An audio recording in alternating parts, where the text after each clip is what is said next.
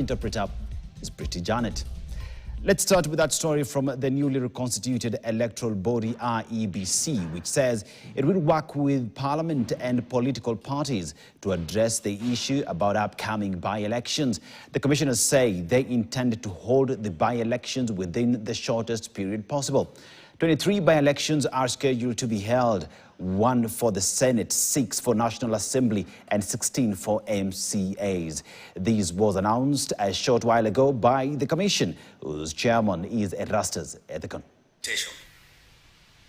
Taking into account the constitutional obligations pertaining to the review of our electoral boundaries, the IEBC wishes to update the public on the status of the delimitation process for constituencies and wards.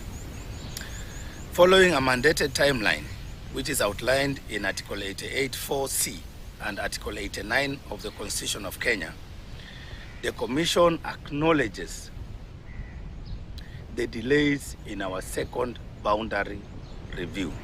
You know, after the enactment of the Constitution, we did the first boundary review, and we were due to undertake the second boundary review. And this second boundary review was due by 6th March 2024.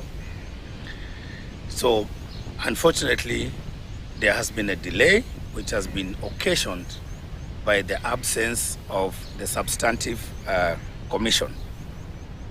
But now that the commission has been duly constituted, we would like to inform the country on the way forward on this matter of the Constitution.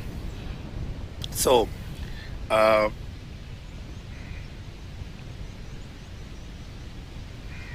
I've mentioned to you, the second boundary review was supposed to have been concluded by concluded by 6th March 2024, which is this year, and those timelines have expired. But so while this process was being considered by the Commission Secretariat in the absence of the full Commission, some necessary steps were undertaken in order to address this matter in the light of the fact that the constitutional timelines were expiring or approaching to expire very fast. So what the Commission Secretariat did was to seek legal advice from the Office of the Attorney General. As you all know, the Attorney General is the principal legal advisor to the government, and therefore institutions such as IEBC, whenever faced with such a challenge, would essentially approach that office for legal guidance. And in our request for legal advisory, we requested that we be given advice on whether the Commission could proceed to conduct the boundaries delimitation despite the lapse of the constitutional timelines.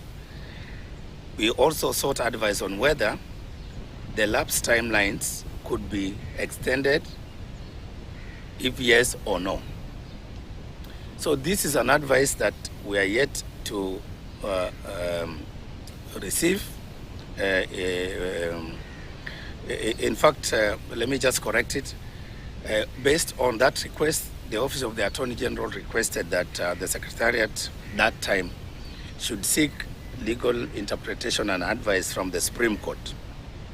So this matter was filed at the Supreme Court, and we are waiting for the Supreme Court to determine and to give us the legal advisory in this particular matter.